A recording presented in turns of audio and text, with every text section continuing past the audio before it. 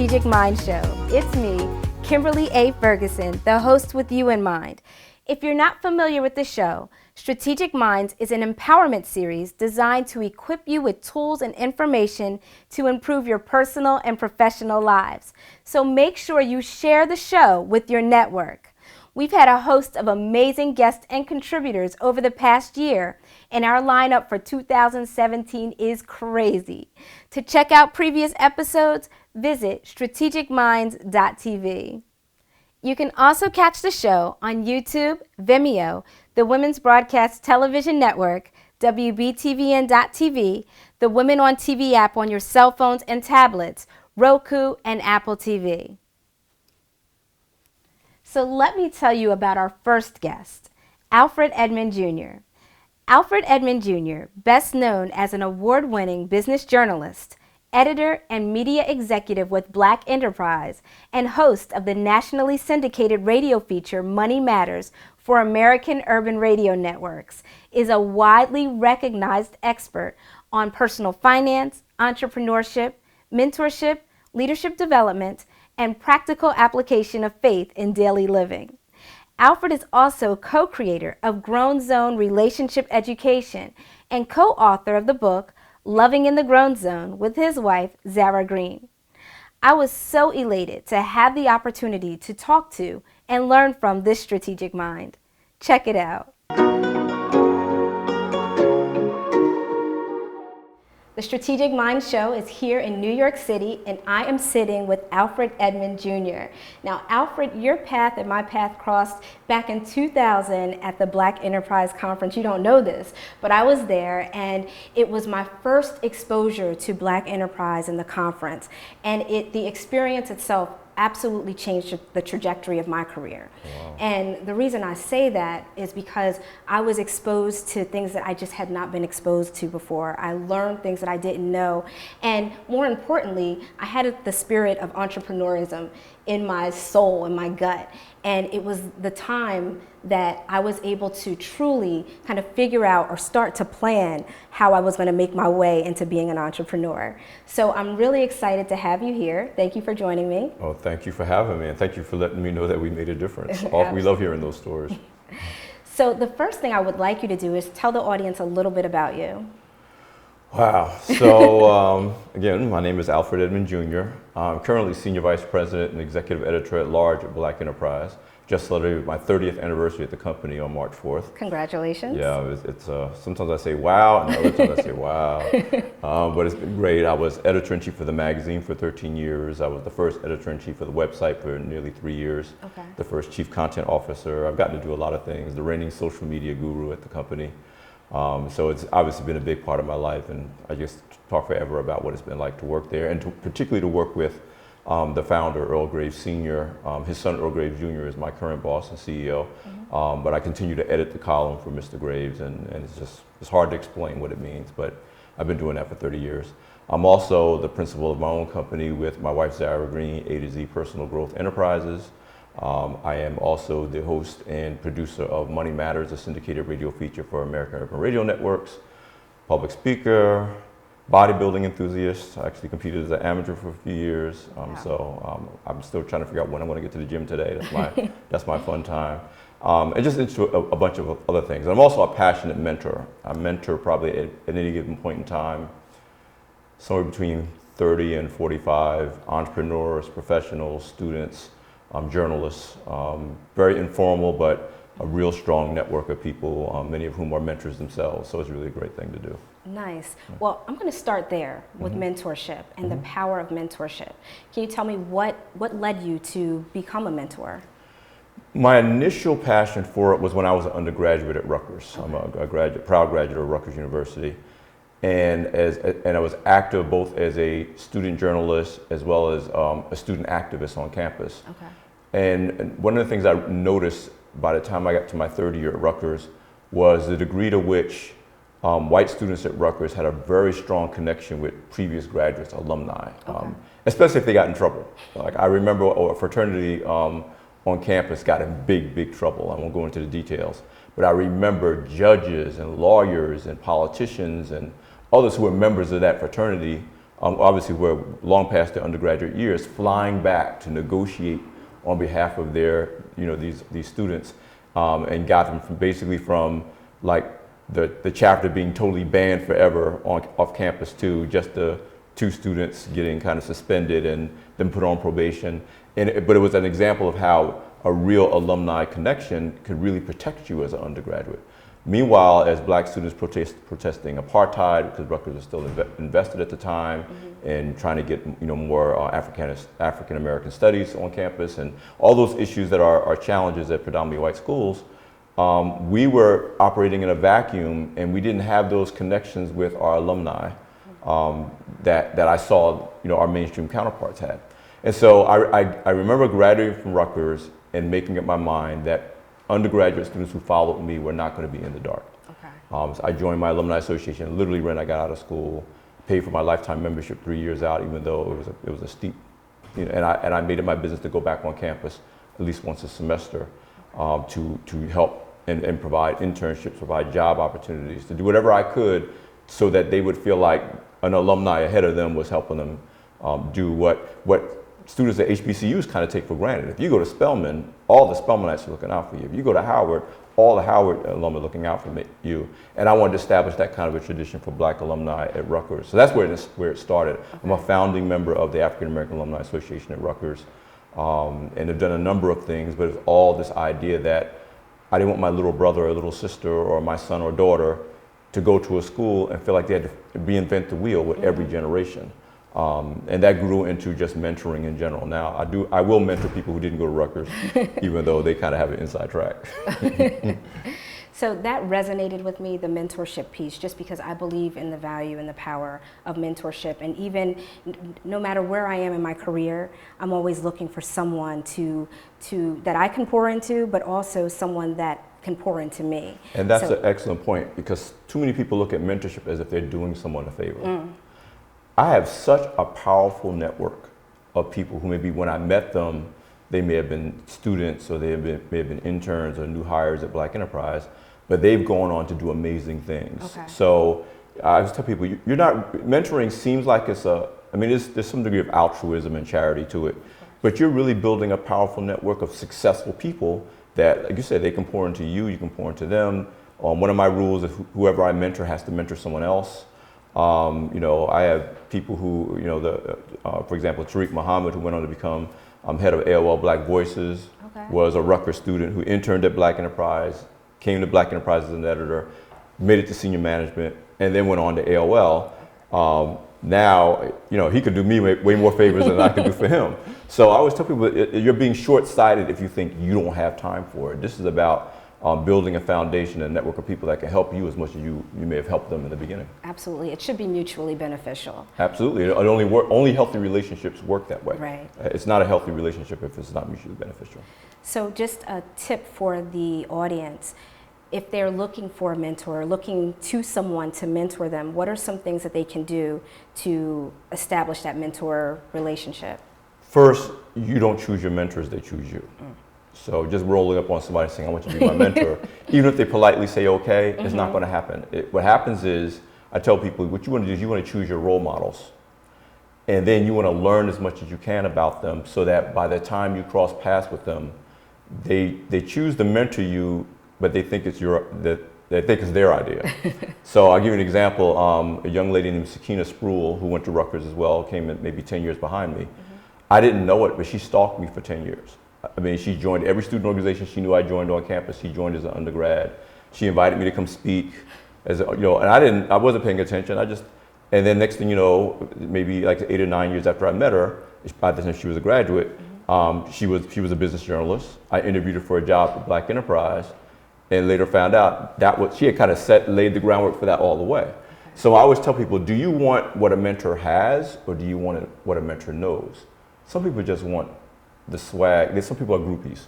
They go to Oprah. I want Oprah to be my mentors. They're not really trying to pay the price that Oprah paid to be Oprah, walk the path, read the books, learn what she learned. Right. And so for every 100 people, and literally 100 people who say they want me to mentor them, one will stick out because they don't have to say it. I can tell they're showing up, they're asking questions, they're sharing information. They're reading the things that I read. They're doing the things that I do. And then they turn into little proteges without me trying. Okay. So choose your role models, emulate your role models, and chances are they'll end up mentoring you on because they want to. Nice. And you know what I'm hearing in that too is goals. Having a goal. So if I'm looking for a mentor, if I'm looking for someone to mentor me, being sure of what my goals are so that I can articulate them, so that I can make sure that they understand or that there is a connection between what they do and what I do and there's some type of alignment. So absolutely. I like that. Because mentors want to help. If they're going to mentor you, they want to help. Absolutely. So often people will say they want you to be a mentor and then either they don't know what they really want to do or what they really want to do you can't help with. So then it's less about, I want you to mentor, I just want to be able to say you're my, you know what I'm saying? Again, it's more of a groupie thing. The other thing is I have this thing, and I've written a column about this for Black Enterprise, when I talk about the booty call mentor. You know, people who only call you when they need something. They don't pay any attention to you, they don't stay in touch with you, they don't keep you updated on their progress. But when they need a job reference, then they call you. And it's like you feel just as used if you were a young lady and you didn't get a call till 2 o'clock in the morning on a Saturday night. You're like, you're not thinking about me. This is a booty call. So I'm like, I don't mentor people who do that. The people who end up being my favorite proteges, who ultimately become friends and colleagues. A young lady I can think of right off the top of my head is a young lady named Mia Hall, who, just an amazing young lady. I met her when she just finished up at her MBA at Harvard. She never asked me to be a mentor. It's just that she follows up all the time. She shows up all the time. She thinks of me all the time. She's done favors for my kids, who are, one of them is her age, but so she just is there to be a contributor. And so I'm always proud to say, yeah, that's one of mine. That's my protege. This is good. Yeah. So we are going to shift gears a little bit, and I want to focus right now, some of the questions that I get are from minority and women business owners who are experiencing challenges or trying to figure out how to grow, especially in the area of their financing. So, so what are some tips that you give, especially to women and minority entrepreneurs, because that's such a growing segment in entrepreneurship? What are some tips that you give as far as the financing? Well, first of all, I always start out with, don't quit your day job until you have to. You're not just talking about replacing your salary. If you have benefits, you're trying to replace your benefits. There's a certain amount of stability. So this whole idea, I'm going to be my own boss, sounds great until you're your own boss and you don't have any other resources to draw on. And as a relatively new entrepreneur myself, I'm still learning to balance the demands of a business, which is like having a child. And you're trying to get it to the point where it can take care of itself, but until then you have to feed it and funnel resources toward it. So I always tell people, don't be so quick to just quit your job. Find some way to have at least access to benefits, if not access to income. The second thing is, if you're starting a business because you're running away from a job, your business is going to fail. Okay. You have to have a passion for this business that you want to build, a passion for the customers you want to serve. It can't be, I just hate working for other people, so I'm going to start my own business. It won't work. Because what's the first thing you find out when you start your own business? You are working for other people. They're called clients. Yes. And if you think your boss is a pain in the butt, wait till you have to make clients happy and they can refuse to write the check, or they can refuse to swipe the credit card, or you have to chase them down for payment. And you realize that clients are your employers when you own your own company. And a lot of people naively think, no, I'm in charge of everything. No, you're going to get up when your client wants you to get up. You're not just going to do what you want to do if you want to make money and be successful. Okay. The other tip I always say is the worst thing you can do as a new entrepreneur is to isolate yourself. Okay. And it can be tempting if you're a one-person operation and you got to be the CEO, the bottle washer, the assistant, you have to do everything.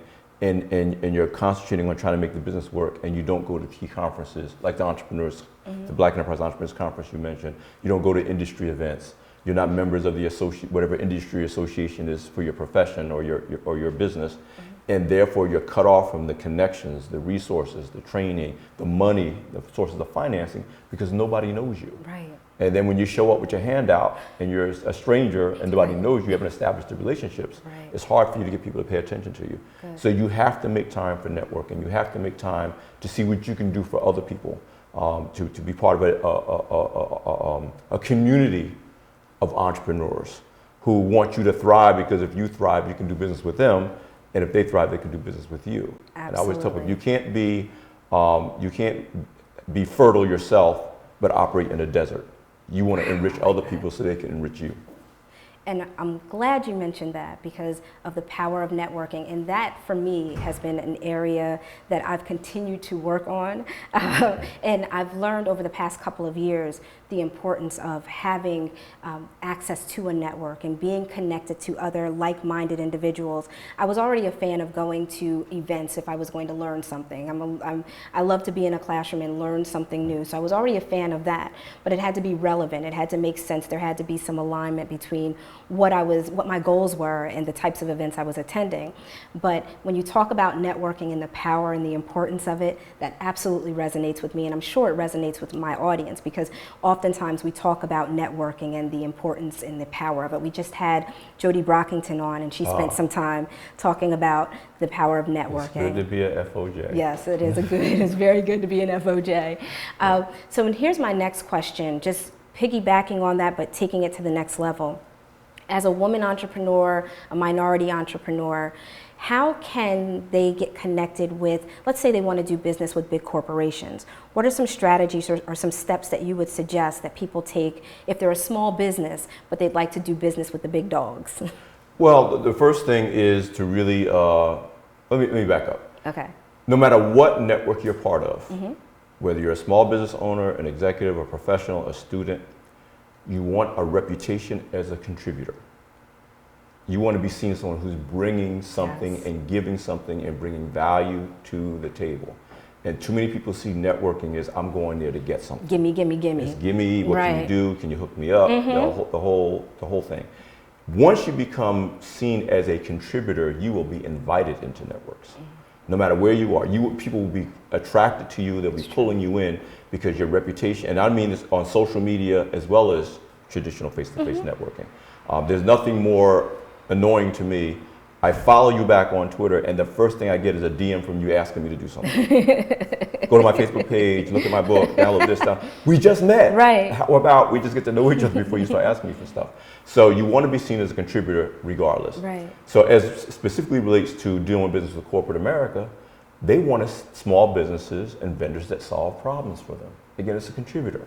So first of all, you do have to go to the conferences. The Black Enterprise Entrepreneurs Summit has a lot of corporate presence because they're looking for minority vendors.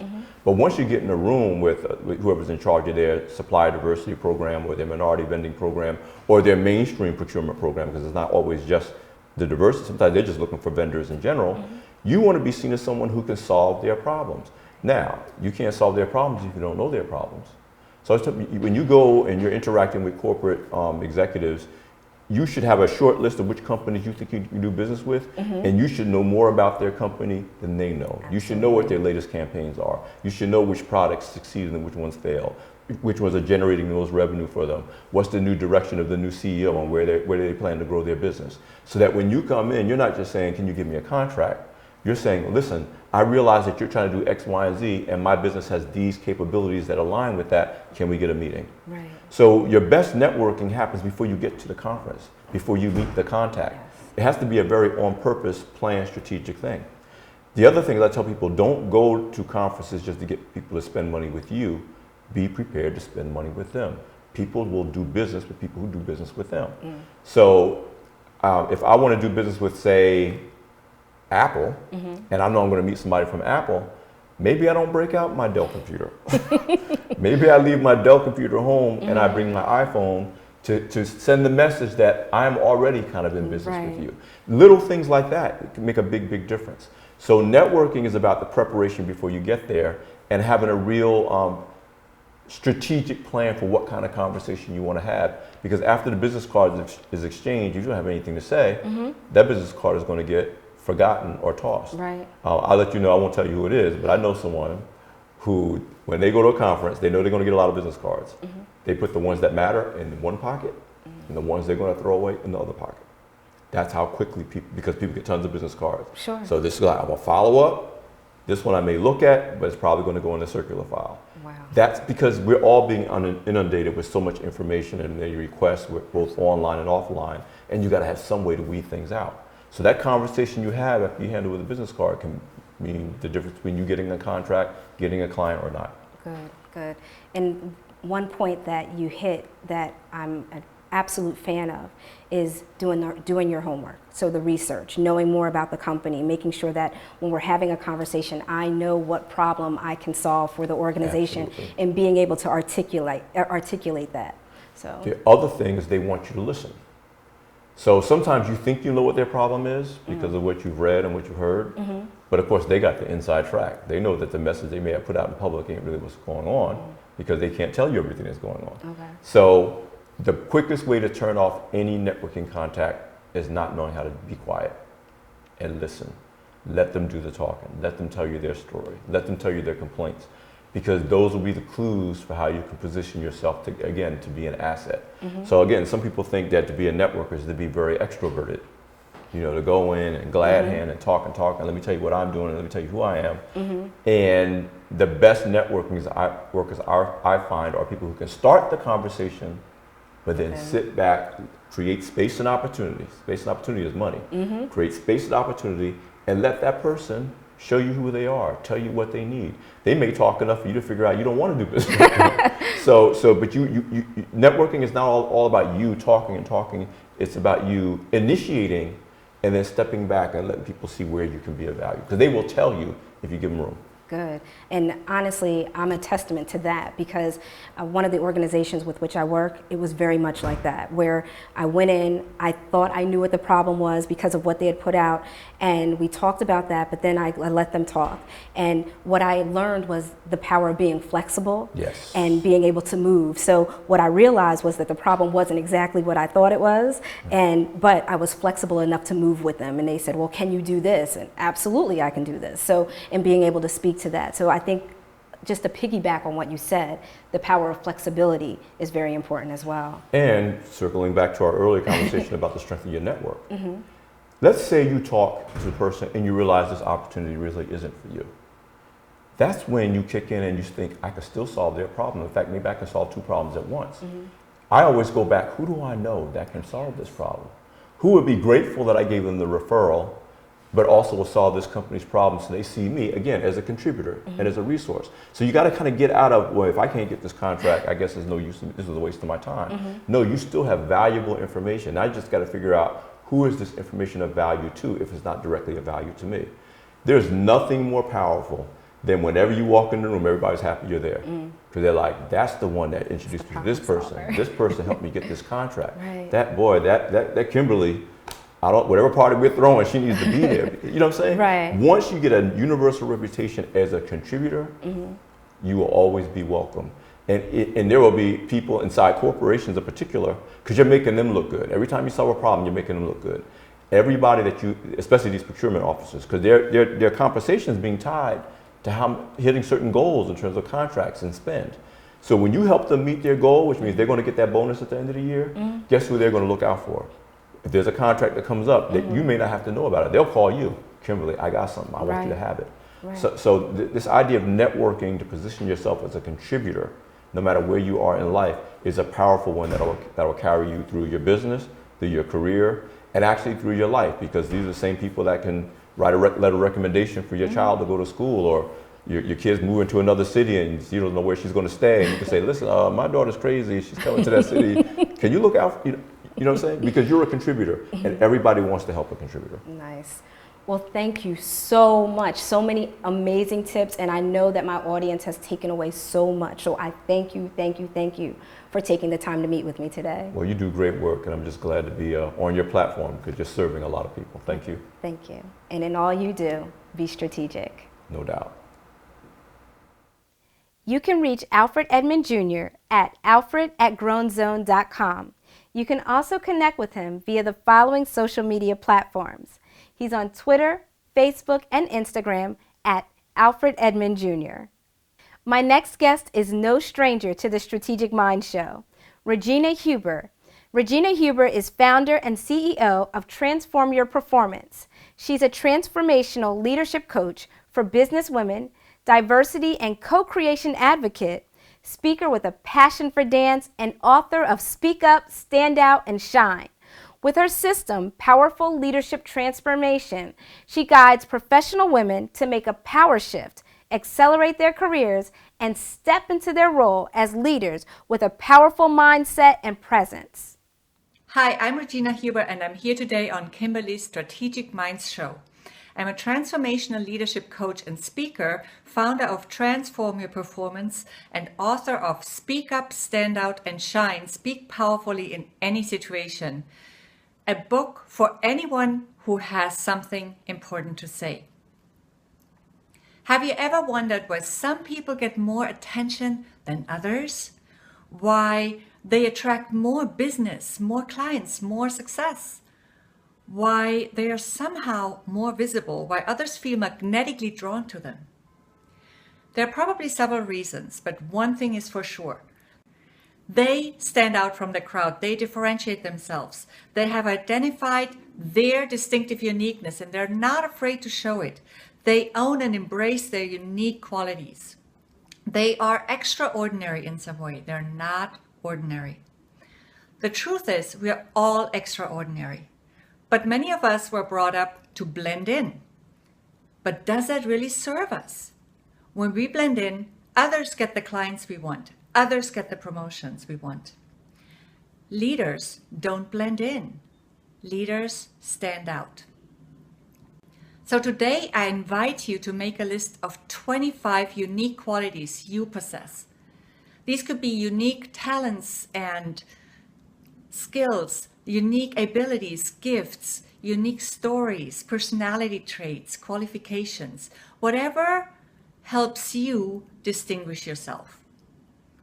And once you have made your list of 25 unique qualities, add a second column where you write down how you can use these qualities to your benefit in your business, your career as a speaker. We are all speakers, whether we speak to a small audience or to a large one, whether we speak from a stage or in a meeting, in a video or on a sales call. And some of these speaking situations are more challenging than others, and they require specific preparation. I was terrified when I first had to stand up and speak in front of an audience. And that's why I came up with 26 proven tools that have helped me manage my speaking anxiety and show up more powerfully to my speaking gigs.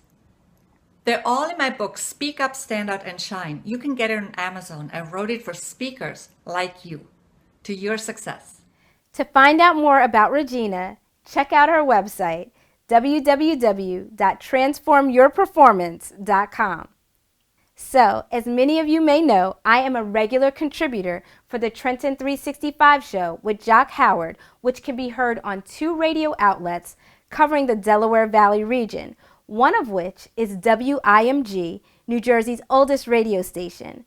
I've joined my friend Jock many times in the WIMG studios, so I wanted to take a moment to congratulate WIMG and its staff for winning its 3rd Stellar Award. Congratulations, WIMG. So that's it for this episode of the Strategic Mind Show. Make sure you tune in 2 weeks for the final installment of our 3-part series with Zara Green and Alfred Edmond Jr. You do not want to miss that interview. And remember, if you like the show, please be sure to share it with your network.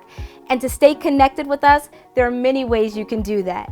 Join the Strategic Minds group on Facebook, where we promote our members, share tons of great information, connect, and more. You can also register for our mailing list at strategicminds.tv, download the Women on TV app, and visit our page on WBTVN to participate in our online chat and more. And for more on me, Kimberly A. Ferguson, the host with you in mind, visit me online at kfergspeaks.com or follow me on Facebook, LinkedIn, and Twitter at kfergspeaks. We thank you for watching, and in all you do, be strategic.